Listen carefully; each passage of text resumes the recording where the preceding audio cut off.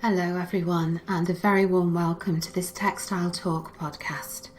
I'm Gail Cowley and I'll be your host today. Joining me for this episode is textile artist Carolyn Forster. Just to give you a little bit of background before we start our chat, Carolyn Forster is a quilt designer, teacher and author from Tunbridge Wells in Kent. Since self-publishing her first book, Quilting on the Go, in 2007, Carolyn has gone on to write many more patchwork and quilting books with Search Press in the UK and Landauer Publishing in the USA. She has been a regular project contributor for magazines in the UK, including Today's Quilter, as well as abroad. Carolyn's quilts are an eclectic mix of fabrics, a posh way to say that she makes scrappy quilts, and they always have their roots from some point in the past, being inspired by quilt makers who have gone before us. Accessibility is Carolyn's key philosophy, with her teaching demystifying techniques to allow every quilter to discover their own voice. Carolyn combines her passion for travel and teaching, having been a regular teacher at Quilt Festival Houston, as well as for the American Quilters Society. She continues teaching in the UK, exploring new areas and meeting new quilters both at home and abroad, and is a textiles tutor for the craft holiday company Stitchtopia.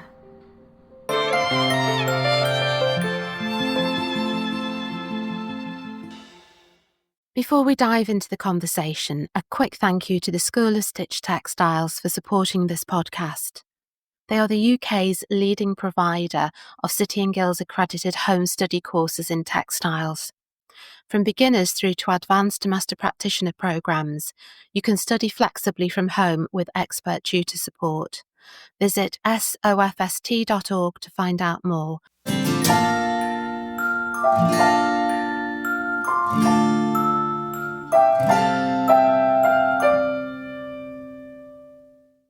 Hello, Carolyn, and thank you so much for joining us for this episode of Textile Talk podcast. It's just lovely to have you here with us. No, thank you, Gail. Thanks for inviting me. It's always good to talk about textiles and fabrics and stitchy things. So, thank you. Oh, no, it's a pleasure. So perhaps the first thing that I'd like to ask is if you could tell us a little bit about yourself, really, about how you got into quilting, what you were doing before, just your journey really to this point in time. Oh, okay. So I started off basically when I was a child. I'd always stitched and knitted and crocheted and did sort of all the Blue Peter makes that came up every week on Blue Peter. And it was just a case of patchwork and stitching and fabrics. It just sort of fell into that whole making, putting things together remit. And I think my mum was a seamstress, so we always had fabric and we always had like a bag of fabric bits. So it was just, there wasn't anything I had to like go out and look for. It was always there. And then when I was at school, we did the sort of the home ec and the textiles, and I liked the textiles courses there. And one day, I think the first piece of patchwork I made was the hexagons, hexagon rosettes, because we were in a class and it was being covered by another teacher, and you get a different project, so we did hexagons. And really that was the sort of real starting point, because I was sort of hooked then, in that it was another avenue that I hadn't gone down, and it gradually just became an area that overtook all the other sorts of making that I did. And that continued on when I was at college. My main interest there was sort of constructed textiles and weaving, and I was still doing the patchwork as a recreational thing. Like, I wasn't bright enough to realise that I could have done a degree in patchwork instead of doing weaving, which was fine, because I sort of still love all the sort of the constructedness. I like the process.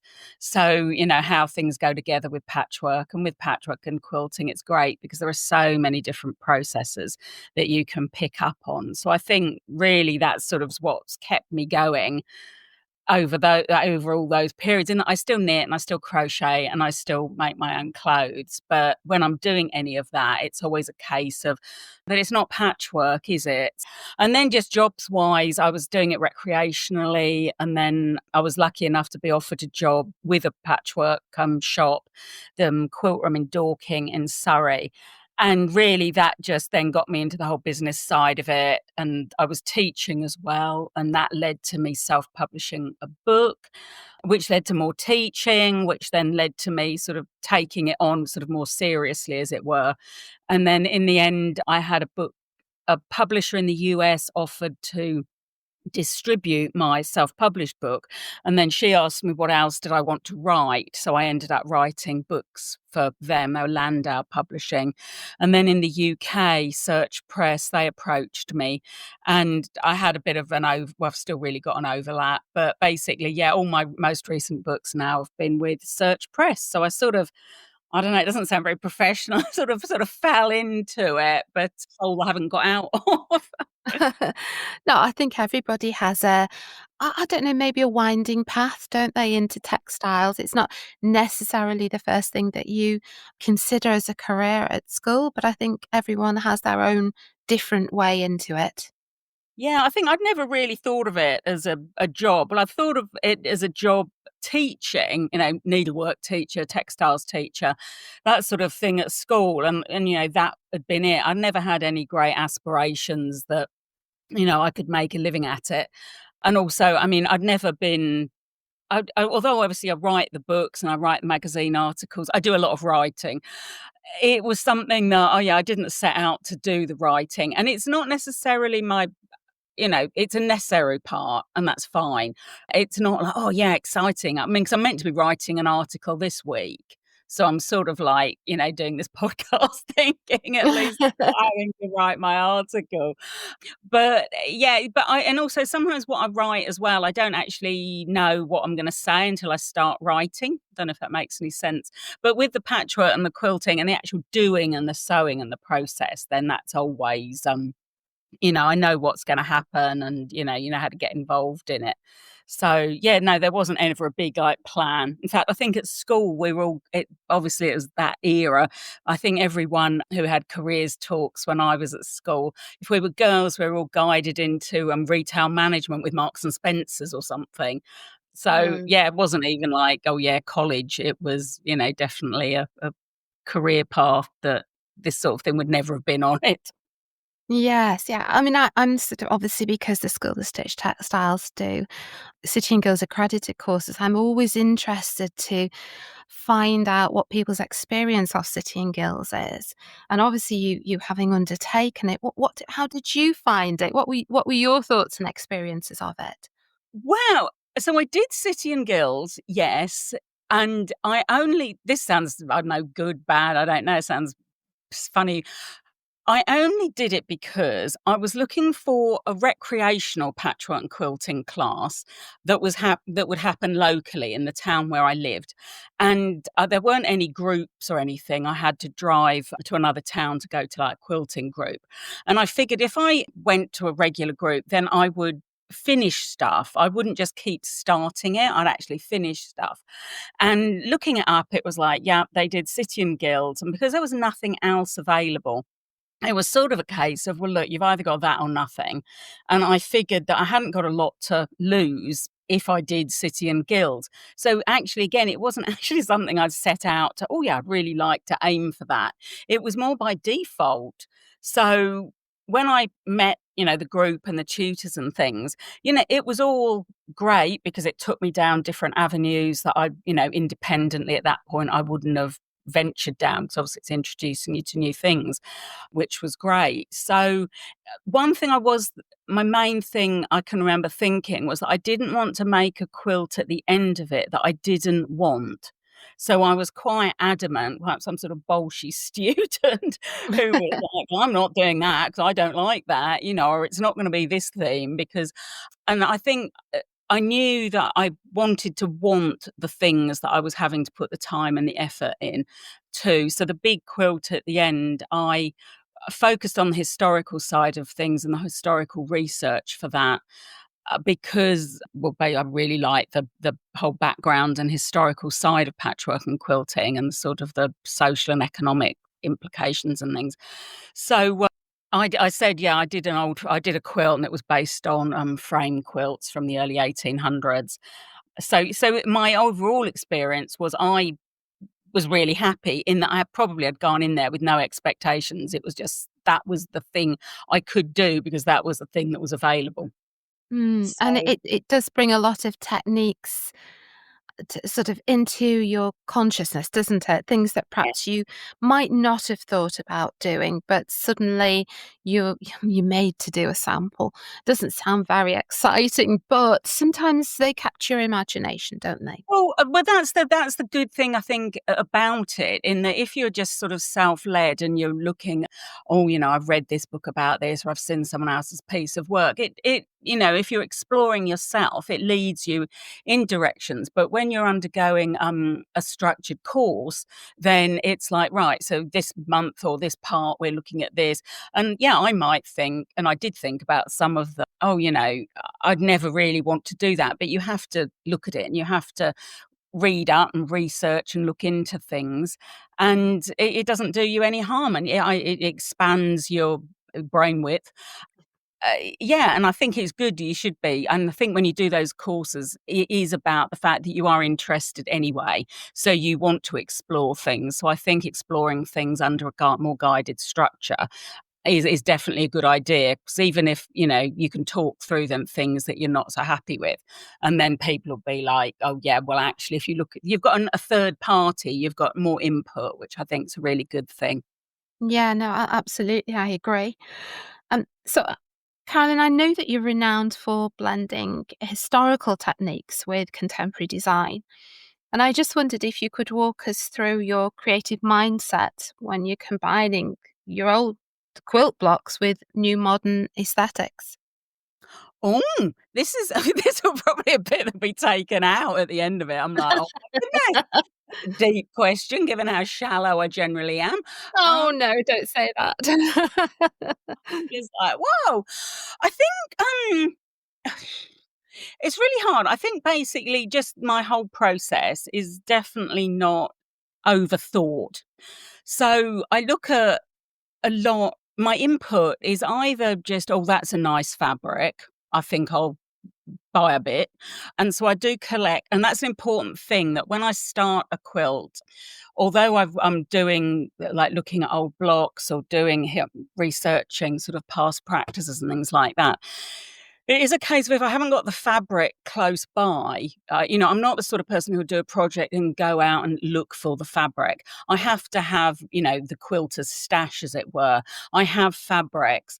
And even if it's doing a practice block for a project I'm starting, I won't just make a block out of any fabric.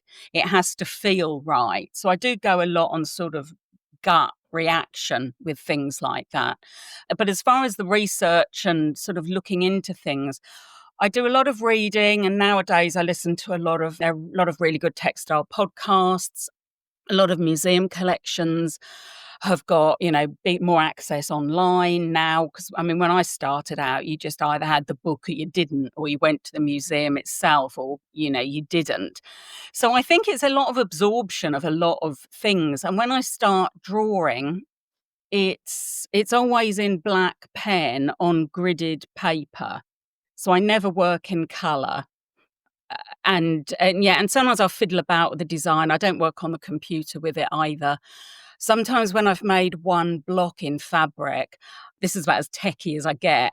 I do, and it's not really that techie. I'm like, and I say this in my class, I'm going, well, did you know there was something called a layout app? And look, you can just duplicate that block endlessly in it if you photograph it. And I do that a lot. And then think, oh yeah, it could work okay. And sometimes I'll get to a stage where I've made half a dozen blocks and I'll just think, I don't like it. And then that's it. And other times I make one block, and if I don't like, or make one fabric sample, and if I don't like the process, I don't actually go any further with it. So if I haven't enjoyed the construction, then often that's it. It just grinds to a halt, and I move on to something else. Right, yeah. So what would you say that it is that actually inspires you most to start a new project? Probably the need to use the fabric up, but Do you think you'll ever use isn't it? going well, isn't it? Um, Probably it's usually the fact that I've seen something in an old quilt. Either that or I have a lot of books that have only got blocks in, and I will look through those, uh, just browse really, sort of when you're having a coffee or when I'm eating my breakfast, I'll look through that at the table. So it's something like that, and something will obviously just click or trigger. So I think there's a lot of information that I've soaked up, a lot of things, and then sometimes it'll just click. So I haven't ever got a really big plan. There's no big picture.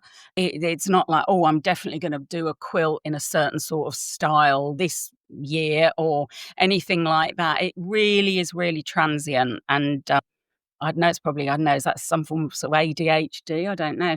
Um, but there isn't, sorry, but there just isn't a big plan. And I couldn't tell you now that next week I wouldn't be starting something completely different that I'm not working on now, because I Yeah. don't know.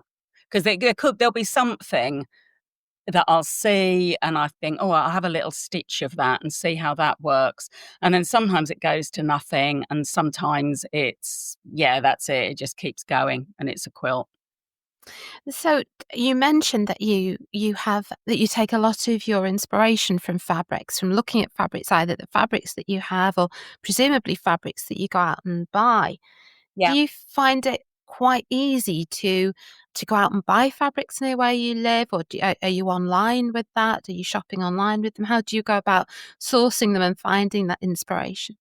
I don't buy online particularly. I'll only buy online if it's something that I've bought before and Mhm. I've actually sort of got it in my hand and I know what it is. And then if I buy online, it's because it's at a shop that I can't get to easily. So I'll look, or something, similar. I do shop. We are lucky where I live. I live in Tunbridge Wells. That's got two really good fabric shops. We've got World of Sewing, which is like your big general sewing machines, dress fabric, patchwork fabric. Yeah, it's just, I've always lived in a town that's had a shop like that. So when I grew up in Colchester and Essex, and that had the same sort of store called Franklin's, and I think they've got different branches now.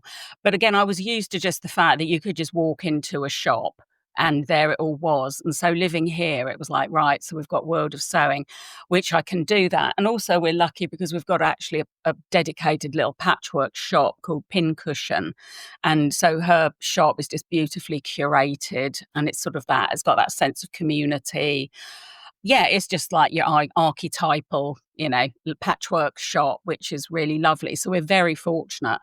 I mean, further afield, there's a patchwork shop in Rochester called Hometown. And again, it's the patchwork shops that have always got the fabric curated really beautifully to the owner.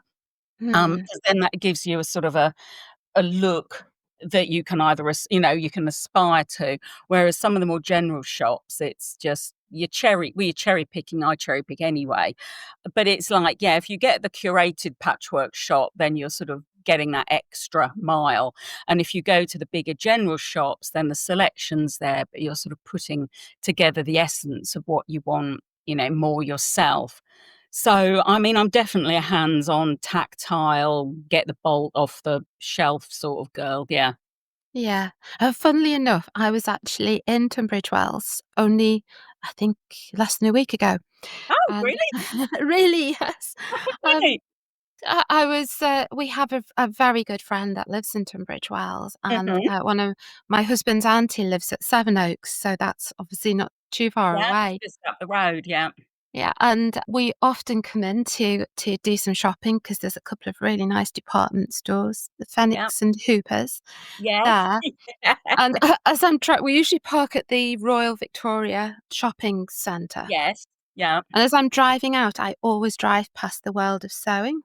You do 'cause Um, it's on the corner, yeah. yeah, I'm always in the car and I look back and I think, I walked out to that, and I haven't. I You must should, do next because time. also, if you walk along, this is going to be deviate, but if you walk along that road, Camden Road, from the main shopping area, there's a couple of really nice bakeries and coffee shops along there. One's called Helsted, and then another one's called Bicycle Bakery, which is just a bit further along. But yeah, you're missing a trick if you've not walked down there to the sewing shop. I haven't. No, I haven't. But thank you for that tip. I'll All definitely be following that one up. right. It's a small world, isn't it?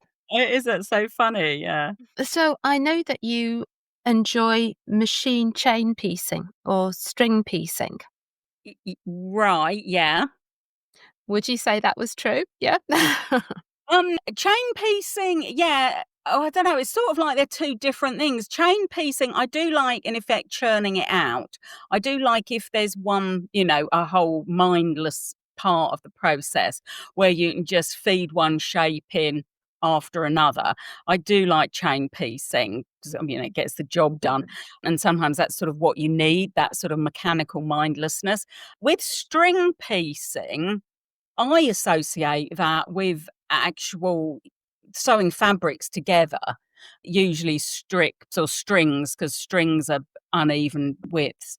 Mhm. So, but both those for me, they're quite, sort of that machining. I do quite like a bit of mindless machining, just sort of as a different process to sort of the handwork that I do.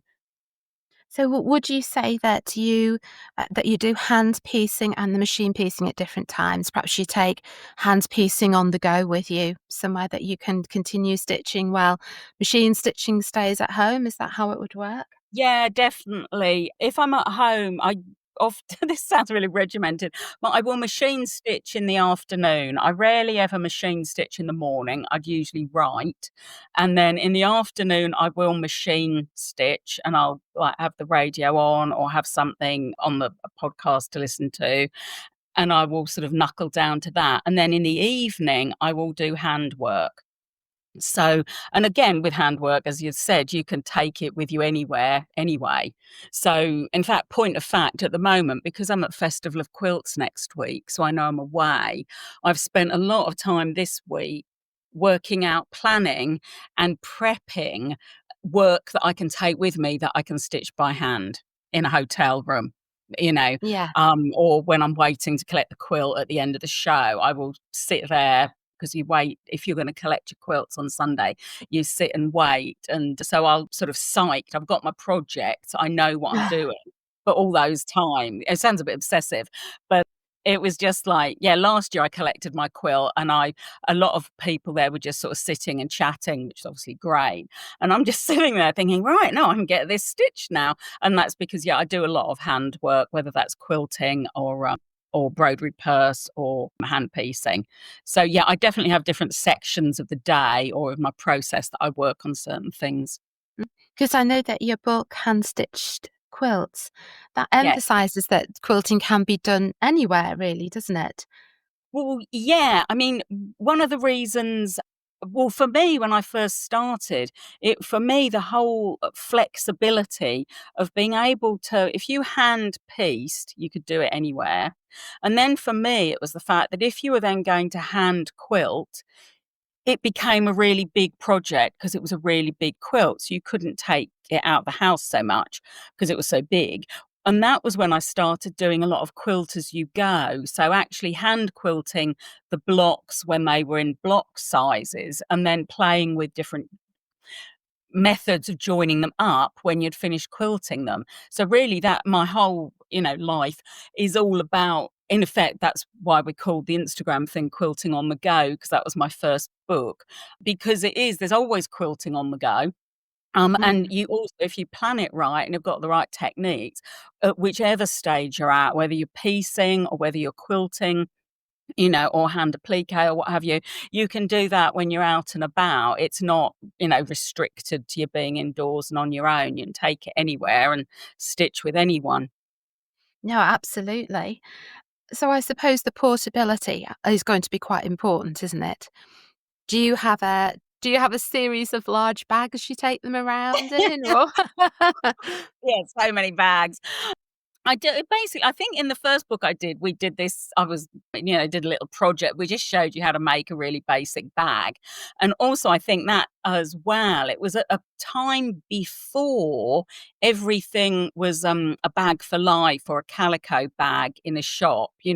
We were still at that plastic bag stage where a bit less glamorous, and you didn't want to trudge around with your life in a supermarket plastic bag. So I can remember doing a project to make a little bag for your quilting to go in. But yeah, now I'm just definitely addicted to calico bags that you get in shops, and any shop that will say, "Oh, and do you want a calico bag?" Or they give them to you anyway, and I'm like, that's great. But even ones now where I have to buy it, I'm just like, oh yes, well yes, I'll have another calico bag. And I have actually got like a bag of bags. But yeah. But I do have, I have a lot. Yeah, you can't go wrong with a good bag to put your projects in. And I do have different bags for different projects, or special bags. I'll make a new bag or use a certain bag for a project. Yeah. Yeah, that's a great idea, actually. First make your bag. Exactly, and start your quilt. So, your book, String Quilts, I know that dives into using a lot of scrap fabrics, which in its own way feeds into the sustainability, I suppose, that we want to consider when we're quilting. How important do you think that is? How much has it shaped your style, I suppose, and your material choice, wanting to be more responsible about the materials that you're using? Yeah, I think definitely it's definitely the waste not, want not. And I think from the outset, I've always felt that when you are buying fabrics, because, it's not necessarily, I mean, there are ways you can buy fabrics more cheaply, but if you want to you do like you're seduced by the new fabric, and then you have to pay the price for that. So it's definitely a waste not, want not. And definitely things like, even when you're cutting the selvage off, which has got printing on, then they can be used. And so that sort of thing, the economy of it has always appealed to me. And I think as well, because when I started making patchwork, it was from a dressmaking scrap bag. So there was that. So I think, and then reading up and doing the research, just addictively reading about old quilts, and in effect the ones that never made it or didn't then into museums because they were falling to pieces, and those were generally the string quilts because they were made out of scraps and offcuts. So, and then with the advent of rotary cutting, when we're forever trimming our fabric, to make everything straight, and you get that ratty bit that comes off Mhm. at the beginning when you're, for your measuring. And people discarded that. And it was like, well, actually, you can do something with that, even if it's just tying up plants in the garden. You can keep that and you can put that in a quilt.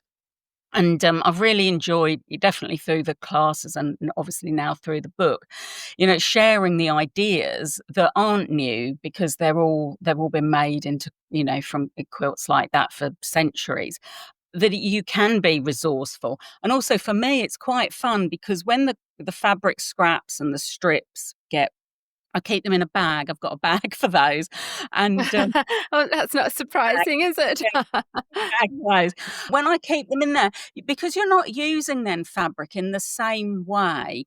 Because basically, if I'm using it in a quilt, I've usually got my pile and I've looked at all the colours, and, so I want it blue, so they're all blue or whatnot. Whereas in the string quilts, you're literally willy-nilly picking the next piece out of the bag, and they'll be from a myriad of different projects.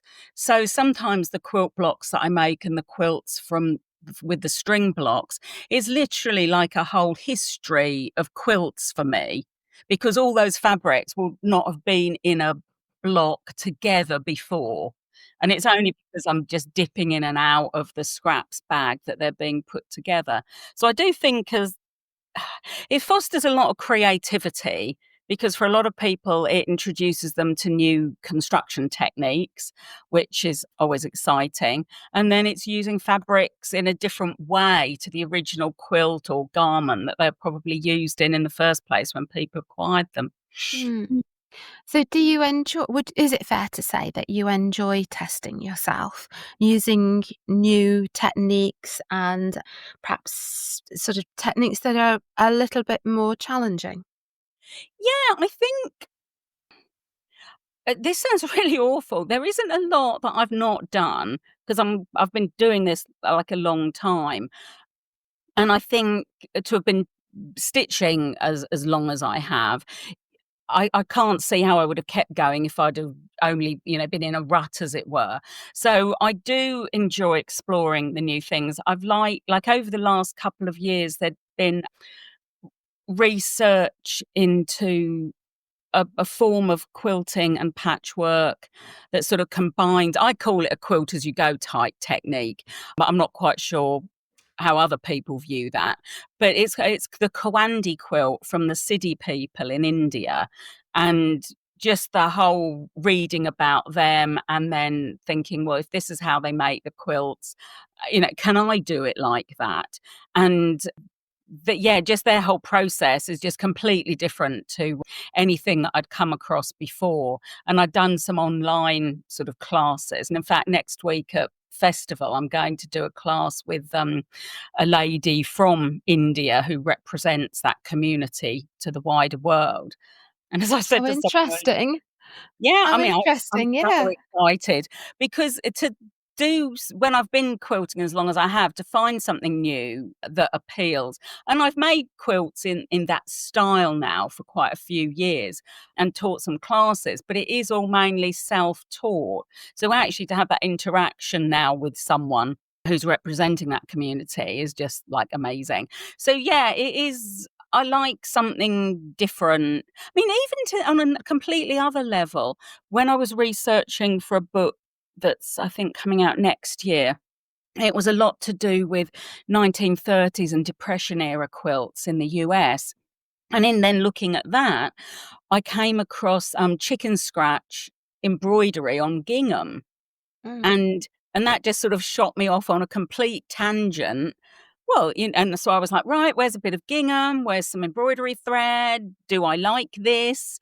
And again, then went off on a complete spiral about, and evangelically, about chicken scratch embroidery, which isn't necessarily technically that challenging, but design wise, it's just endless. But it's so simple. And I think Mm. that technique and that sort of thing appealed to me then. So, Yeah, yeah, are you trying out new things? and I know that you've looked at Gwen Marston, haven't you, and the Gee's Bend quilters as Oh god, inspirations. yeah, yeah. Um, what do you think it is that resonated most with you about their work, and how did you manage to incorporate that into your own? Well, I think with Gwen Marsden, it was the fact that I'd been drip fed her through. I had a subscription to the ladies quilting. What was it called? Ladies Circle Patchwork and Quilting magazine, which was an American publication. And I can't, this must have been in like the 1970s, 1980s. And she wrote a column in that every month. So I knew bits. And then I realized she did books and things like that. It was the fact that she was incredibly influenced by things that have gone before. And she was very much, well, if this is what those quilts look like, how would I make my quilt like that? Or what are the design influences? Or how did they do it if they didn't have all the, technology, that we have today? So she was very much into, drafting your own patterns for quilting designs and the plique and how to make that really simple and down to earth. And the fact that you didn't need to know how to draw anything. It was all to do with cutting up pieces of paper with a pair of scissors. So it was very simple techniques. And I think that just took it back to the fact that if those women who were sort of living in the middle of nowhere on the prairies were still making these amazing quilts, then surely there wasn't anything in our way today that it could stop us doing it. And so why make it more complicated by adding layers of complication that weren't needed? And that always fascinated me. So yeah, so I think I've ended up buying, in retrospect as well, sort of virtually all of her books, and I still find them like really inspiring from that account. And yeah, her design aesthetic, it was, I mean, basically she lived towards the latter end of her life on an island in the middle of a lake on her own. And Oh, I'm just that's got to limit your quilt fabric shopping, hasn't it? and also, yeah, it does. And so because you've got to use what you've got, and she's, got all the knowledge from all her research, then yeah, I just think, yeah, just a really interesting practice. And then going into sort of the G's Bend aesthetic, I think when I first came across the quilts made in that style and by that community, it was actually just something. It was just so different. I mean, I'd been looking at string quilts and utility quilts for years. So I knew about quilts made in sort of the 1800s with that sort of what I think is obviously utility type aesthetic. But looking at these sort of modern day women and men who were sort of creating in their community and basically with limited resources as well, which was in effect generating, I think, their sort of creativity, because they could only use what they'd got. And they knew of stitching techniques and styles and things like that. But then they'd just sort of in their quite closed where they lived, closed community, or just sort of get on with it. So they didn't have to think, oh, well, so-and-so does it like that, I've got to do it like this. They just they're quite creating in their own world without any aggravating influences. And so I think the first time I saw quilts that are now sort of the G's Bend quilts or the sort of African American quilt maker, yeah, it was just that completely different mindset. And I was just Mm, completely blown away that mm, everything that I knew and seen for years just didn't matter because yeah. you could just do it differently. So yeah, that just blew me away. I suppose we're sort of just touching lightly on the quilt police there, aren't we? Um, I wonder Yeah. if you I wonder if you have any thoughts about them, or if you'd even Quilt like to police. explain to the listeners what we mean by the quilt police. Okay, a quilt police. It's really hard. It's it's basically people saying, "Oh, you can only do something one way," or "There's only I." This is how I interpret it, or "There's only one outcome." So I can remember the first time I have went to a quilt group or belonged to one, and this is donkeys years ago, and I'd sort of everything that I'd learned up to that point had been self-taught, and I'd done it through, yes, I knew how dressmaking techniques worked, so perhaps it's like that, and I'd even piped my first quilt because I didn't know how to bind it. So, and I can remember showing a quilt at the little show and tell that they did, and them all sort of being very pleasant, but then, in the end saying, well, you shouldn't be binding it like that. Well, you shouldn't be using embroidery thread to quilt it. And you should quilt it and not do those tying knots. And I can remember Mm, thinking, but I know these are all really valid ways that women used centuries ago. So so what are they saying? That it's evolved to another level and we can't use those techniques? So that was my first sort of being told that perhaps what I was doing wasn't acceptable in a quilt world. But then I do think sometimes you can make quilts for different reasons.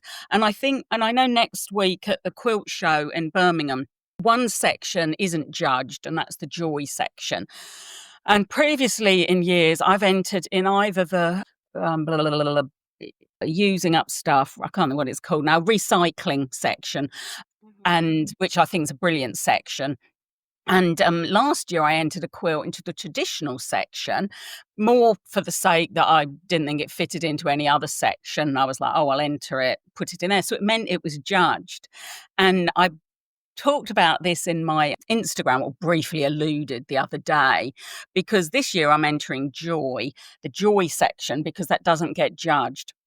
And it's not that I don't agree with judging.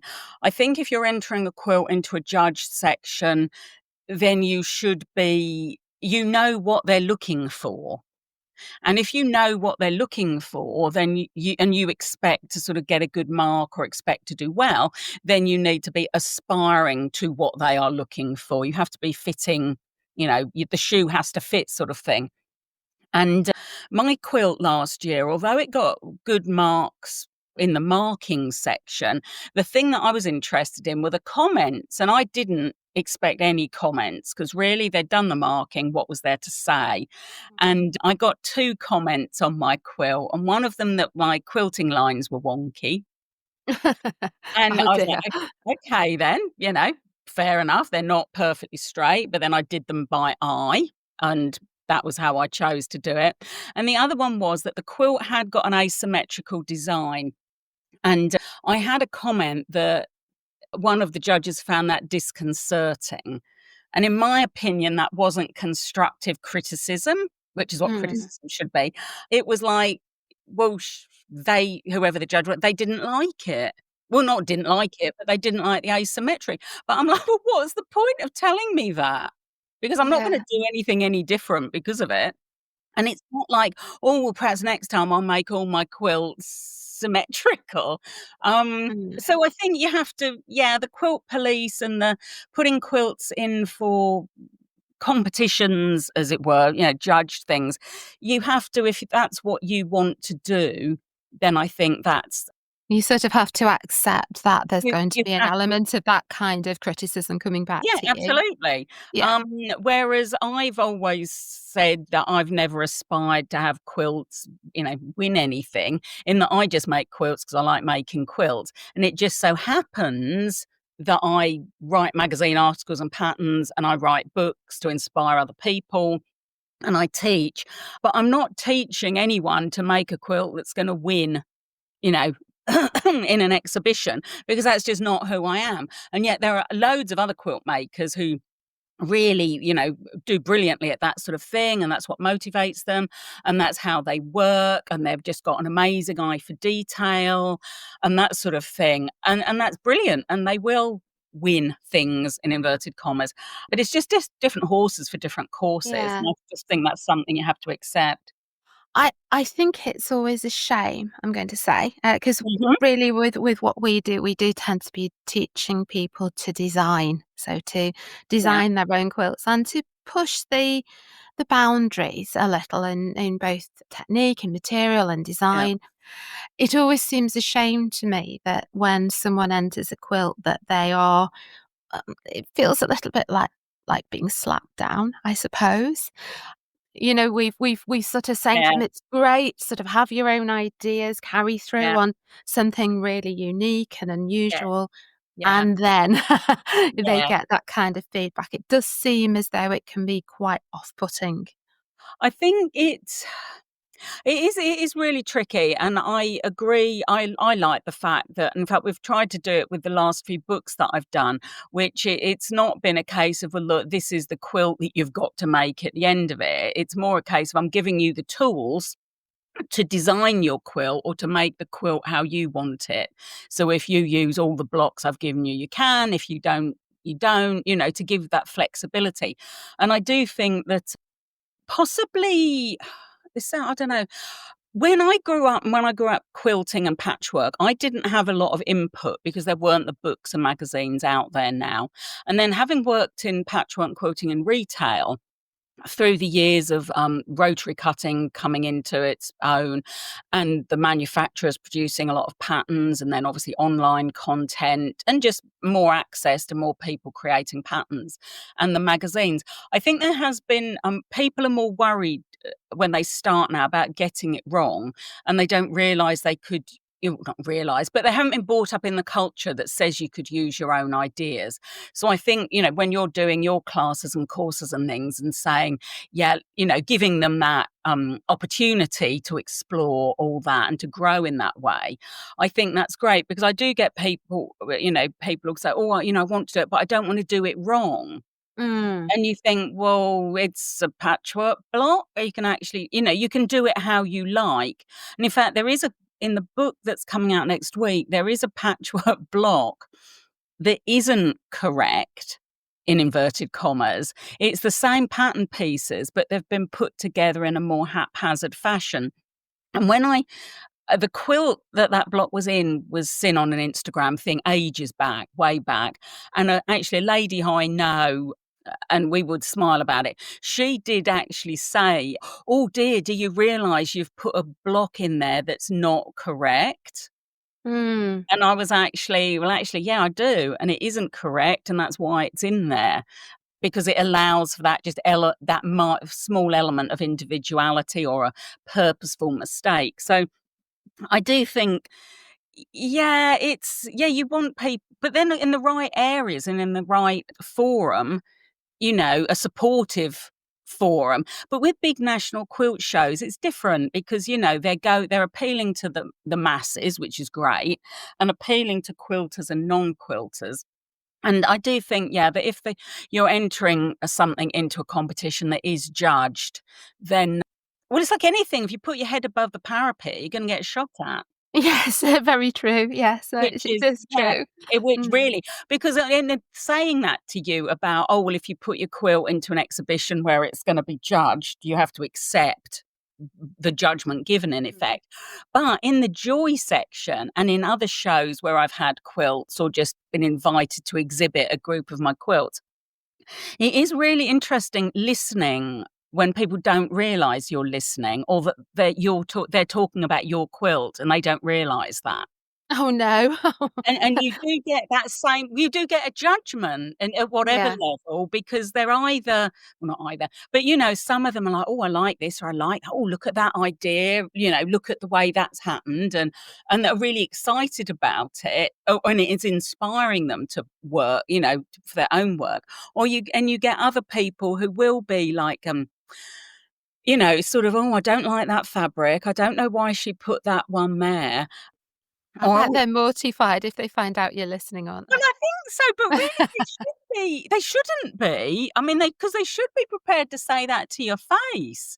Yeah, I think. Yeah, I mean, if someone said to me, I was looking at a quilt and I don't, not that I do actually, I don't voice an opinion because I do personally believe if you can't say something nice, you don't say it at all. Because there's always something nice you can say. There's always something supportive. There's always something positive that you Yeah, can no, say you're about right. You work. are absolutely Um, right. Yeah, there is. yeah, but I think if you put stuff into an exhibition to be judged, I do think, yeah, you've put your head above the parapet and you need to be able to accept what's going to come at you.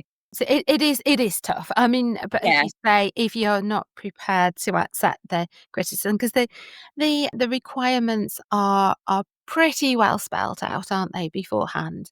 It has to be a yeah, certain size. It can't have this. It can't have that. yeah, They are. Yeah, yeah, I remember as a young girl being taken. My mum was a domestic science teacher. And I remember being taken to the local sort of show, the local village show. And in those days, there was always baking categories. My right, mum was asked to judge them. And I remember going in, and it would often be a plate of 12 scones or something like that. yeah, And yeah. mum would go round straight away and say, "Oh, well, they're out. There's 13 on there." And I Yeah. couldn't understand. Well, yeah, exactly. Scones Um, don't taste any worse, but, they haven't followed the requirements, so they're out. yeah, yeah, exactly. Sort of, there's one box to tick, and they haven't managed that. So, Mm. I think yeah, I suppose when you're faced with a lot of plates of scones, that's the easy way of getting rid of a few, isn't it? yeah, yeah. So, yeah. So, I know obviously that you've written a lot of books. How many is it now, Carolyn? Oh, I needed to have done research before I sat down here. Um, Oh, that many, gosh. well, it gets scary in inverted commas. It's probably about 15 or 16. I mean, they're not all in print now, but I think on my website, we're very good. My Colin, who does my website, he's very good. Of, oh, we've got a new book out. We've got to add it. We've got to add it. And then it's like, so it is piling up sort of thing. And my husband, he'll sometimes say when I say, oh, it's a new book coming, he'll go, oh, what number is that now? And I don't Hmm. know, I don't look at it like that. So, yeah, so I'm rubbish at like, oh, how many? It's It's a lot. it's It's a lot. a lot, yeah. I mean, I'm Mm. shocked because it's, other people do that sort of thing, not me. So, yeah, I think I I'm mean, just it's so it's such an impressive achievement, but I wonder, because 'cause you're obviously an expert by now, if you could tell us a little bit about, the process that's involved in oh, okay. in putting a book together, 'cause So you must be a master at it by now. Yeah, I must know something about it by now. Basically, when I first started, so I published my own book, and that was because I wanted a technique to be shown and shared so that people could work like that, so they could make more quilts. So that was sort of under my own guises. So you could, in effect, if you self-publish, you can pretty much do what you want because you're in charge of yourself. When it comes to publishing with a publishing company, they all work differently. I know this from working with a couple and also talking to other people who write books and their experiences. But I know we will have a meeting like with the commissioning editor and the managing editor, and because I've written books before, perhaps with my editor, but initially it's always with either the managing or the commissioning editor. And we sort of, sometimes they've got an idea or they've got an area in the marketplace that they think they want a book to fill. And other times it's just general chit chat about what I'm doing and have I got any ideas? And we see the marketplace or the quilting world differently. And so I will sometimes look at things like the chicken scratch book that I've got coming out. It's an area of stitching and creativity that when I was looking to learn about, I could only find books that were written in, I think they're all Spanish or Italian, and then they're very few and far between. So we sort of have these ideas that get, thrown about a bit, like, well, is that a good idea? How would we work? What sort of book would that be? Like the publishers we've got different book categories, I suppose, like 20 to make. With Search Press is something that you have 20 projects or 20 ideas, and they've all got a common theme. And then you have bigger books that I more generally do, which have got, from basically sort of a soups to nuts job. You've got how to begin and how to start. So we try and make it sort of inclusive that you could pick it up as a beginner. And then it'll have the inspiring quilts and the new techniques and the fabrics and that sort of thing. And they'll be themed in some way. And sometimes the themes come from the publisher and sometimes they're from me. So now with Press, there's sort of a bit of toing and froing. Once you've all decided that you're going to do a book, you get your time frame, and that is for me, all I need to know is when does everything, so it's all the instructions, all the finished projects and quilts have to be in with my editor. And it means that if I'm writing the instructions, if there's a section, like she'll give me a book layout as a guide. So we'll know they want a page about equipment. So I have to write about that we use in the book, as well as all the projects. So all the quilts, you have to work out, how much fabric, all the methods. And when I write the methods, I actually photograph everything stage by stage. So that's in my instructions to my editor. And then she will work through and edit me and decide what she wants as diagrams or what she'll want as photographic work at a later stage. So all the photography I do is always just a guide as to the instructions. And then once everything's in, so sometimes that's about a year or under before everything has to go into your editor. And then she'll look at it all, and then she'll have a schedule for actually the production of the book, which I'm always hopeless. I'm like, she gives me all these dates and I'm just like, oh, do I need to know any of that? And she's like, well, and I'm like, because really, it doesn't mean a lot. All I then need to know is when does she want me to go in and do the photography for what they call staged photographs.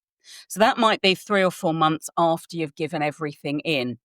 And you go into the studio with all the quilts or projects that you've done, and I will have had a list beforehand that, say, if we're making a particular quilt, she'll want to see it at particular stages. So that means I then, in effect, have to remake that project or a certain part of the quilt so that it can be photographed in stages. So often, if it's a little project, it means I'll end up with 2 or 3 of them by the end of the book because I've had to make 2 or 3 more in stages. Because you can't just say, oh, well, we've got 2 days, 3 days for photography, and I sit there and make something from start to finish, because it Mm. means everyone's just sitting there looking at each other. So you have to have everything staged and usually use the same fabrics. So for me, when I go into photography, I've got huge, in fact, blue IKEA bags, and everything is labeled and numbered before I go in, and you take your sewing machine and set it all up, and it's really fascinating how the process works and how patient everyone is. So you do your photography, and then after that, there's going to be another stage where you end up with your proofs, and that's when I have to read it all again and see if we've all got the right end of the stick. And you're looking for discrepancies and things like that. And Emily will have told me what she wants me to look at in particular. And then what else happens to it? And you get a proofreader as well. And then I think the managing editor has read it too. So a lot of people read, and then it's basically just a case of, proofing and proofing until we all agree. And there is a deadline for that. And then it goes to print. And then it's like sort of bye-bye book, because it's printed, ours are printed abroad. And the next thing you hear, you do have a publication date. You've always got that. But actually, they fly in a boxes of books before then to use for marketing and media and that sort of thing. And I Mm. uncopy then. And often that always comes as a complete surprise to me, because I'm not aware, I'm not in the office, so I'm not aware books have flown in. And I'm never quite sure how previous to the actual publication date that is, because the actual books are shipped. So it takes a lot longer. So, and then you There's just start like, whoa, I've written a book. gosh, there's a lot, isn't it? And I mean, It is a lot, yeah. there's a lot of work to go into, as you say, sort of. I mean, I know just from when we've shot videos and things Yeah, for students, you have to, as you say, you have to have the piece done, and you've got to have staged yeah, samples there because for the shooting. So I yeah. understand that a little bit, but there is just such a lot of work, and also the forethought, making sure that you have the right fabrics, enough to do that quite a few times. It's there's a lot goes into it, isn't there? It's a lot of different things. I know some publishers work differently, in that some authors do their own photography for the actual book, whereas I've never done that. And I can see that if you do that, you don't have to keep remaking things, because you're just photographing it as you're making the first one, which is a bit like when I do the magazine work, because I do my own photography for that. So I don't have to remake so much, because you're always just photographing what you're actually doing. Yeah, I mean, it is. I think the people who write, well, I write books and, do the videos and that sort of thing. It is a lot of thinking through the whole process. So I think you have to really be au fait with your whole technical process that you're trying to show, as you'd know with doing videos and things, because, you have to illustrate it and everyone has to understand what's going on. And it's the same, with the writing. You can write the words and show the pictures, but they have to link Mm. up somehow. Yeah. And I know that you mentioned that you do books both for the UK and the US market, Yeah. because you've got a variation there, haven't you? Well, probably actually a variation in aesthetics from the point of view of, I think our tastes are quite different to the US. You certainly have a difference in terminology, don't you? How do you approach each sort of different marketplace? I think when the work that I've done for the American publishers, it is a case, it's edited by Americans.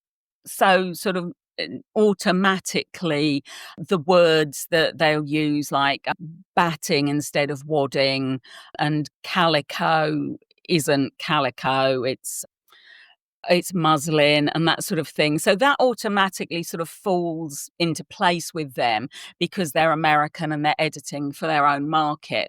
I think now, because I've written so often, or so many now, I tend to fall into a lot of the American terminology.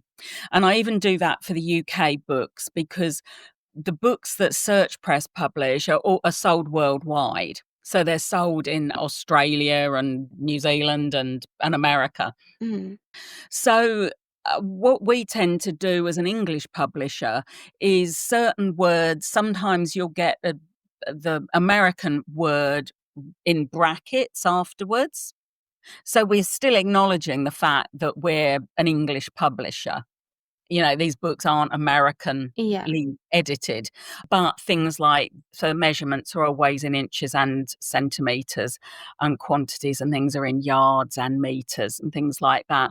But it's just a little bit of the jargon of the terminology. But at the end of it, there aren't that many words, or there isn't that much that's that much difference. And I think that's because, we each, over the years, the language has been absorbed by either side. Um, Mm.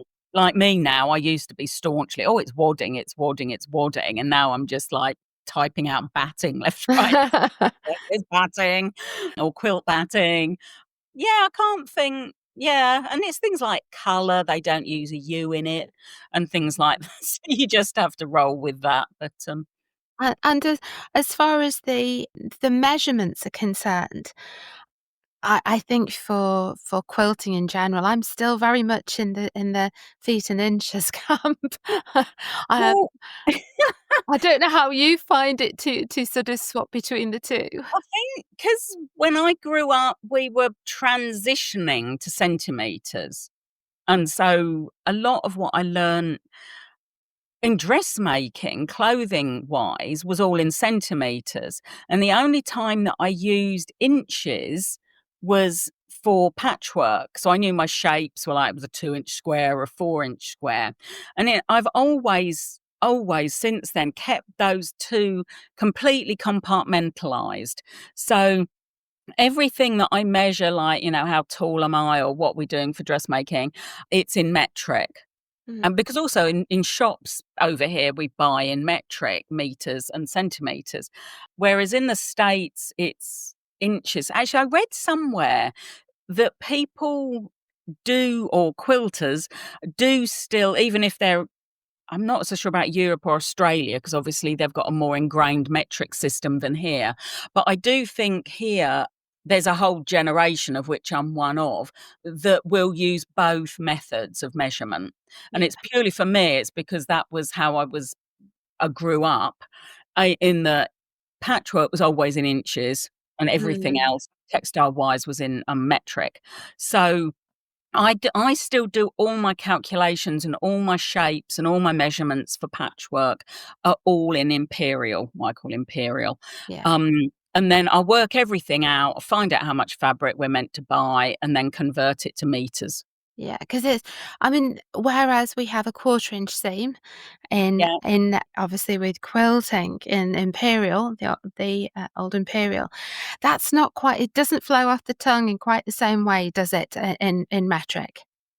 No, I find it still really disconcerting in metric. I always have to look it up to know how many millimeters a shape is meant to be. And I know sometimes when we've done certain things, because I do everything in metric, sorry, imperial, for patchwork, I never even check when we because with the publishers, they always give all the metric equivalents, and I don't even look at it because I think there's no way, it doesn't mean anything to, I can't visualize that. No. Uh, and I think it's because with the patchwork, I can visualize it proportion wise in imperial, but not in metric. The only thing only thing I can visualize, I know 15 centimeters is 6 inches, and I know 12 inches is 30 centimeters, and Mm. that's but they're quite overview. But because I don't work the shapes out and I don't design blocks on a metric grid, yeah, I visualize it, and in my head, it's always in imperial. Yes, I think you and me both. I've never managed to make that in life, as you say. Absolutely, I was in that generation where it was we were the change was just coming in, so you got Yeah. used to both. But I think I'll still stick with my 1/4 inch seam.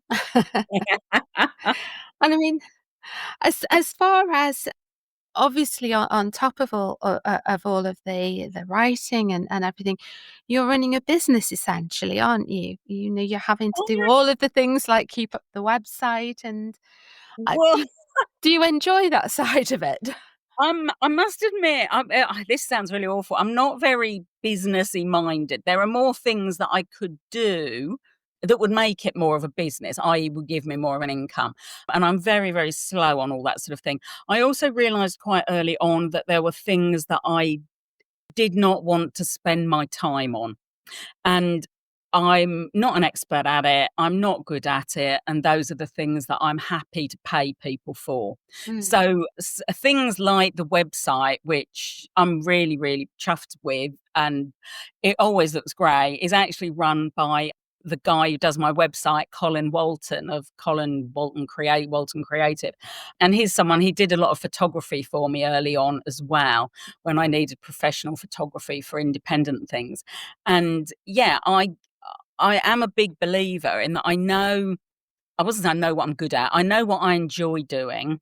And that seems to, and I'm in a fortunate position that if I can get an income from doing that, then some of that income actually goes to pay for other people who can do a better job than I ever could on a website. Because in this sort of, well, in this day and age, you have to have a website presence. It's like one of Mm. the sort of first ports of call.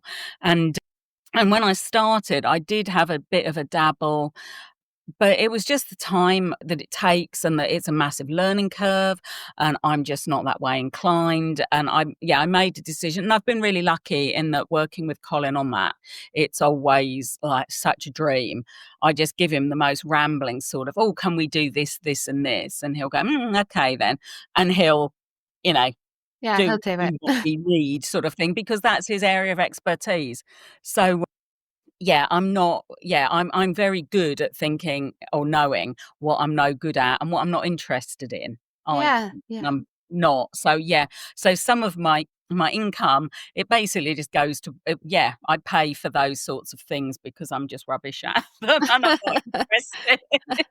I couldn't agree more with you. I mean, I do exactly the same. I think horses for courses, so to speak, Yeah, and yeah, it would take me as an individual so long to find out that my time is probably better used elsewhere, and yeah. letting somebody that, really knows what they're doing get on with it. They can Oh, do it more absolutely. quickly and no doubt a lot more professional than I would be. So, and I agree entirely. One of the last things that I'd like to ask is, obviously, I know we haven't really touched on your teaching so much. We talked about lots of other things, but you do teach both locally and internationally, don't you? As well as Mhm. do things like video tutorials. Do you enjoy it? Is it something you look forward to? Is it something that you feel you sort of have to do but aren't quite as enthusiastic about? No, I absolutely adore the teaching. Mm, In fact, I mean, in effect, all the books and even the book that I started with in the early days, it was purely because you can only teach so many people at one, or in a class at one time, and I just felt that it would give more people more access to ideas or inspiration or techniques or what have you. No, I absolutely love the teaching. It is my most favorite thing. It's just meeting the people, it's stitching with them, it's inspiring them, answering the questions. It is just always, I don't know, such a lovely community. Everyone's always really enthusiastic. Well, otherwise they wouldn't be there because they don't have to be there. Yeah, it's just on so many different levels. Yeah, no, the yeah. teaching, yeah, it is my most favorite thing.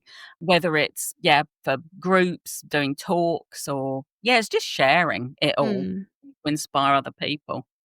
Well, that is the great thing, isn't it, about teaching adults? As you say, they don't have to be there. They're there usually because they really want to be. Yeah. You can get the odd awkward one, no question about it. And I'm sure we've both had them in classes. But, in general, it's, as you say, quite a pleasant thing to do, and Yeah. lovely to feel that you've had a part to play in that person developing their own creativity, I think. Yeah, no, it is. It's just really rewarding on loads of different Mm, levels. So mm. yeah, Carolyn, I could carry on talking to you. It's been an absolute pleasure. Thank you so much for joining me today for this. It's been really, really interesting to chat with you. Thank you. thank you for asking me, Gail. No Thank you. problem.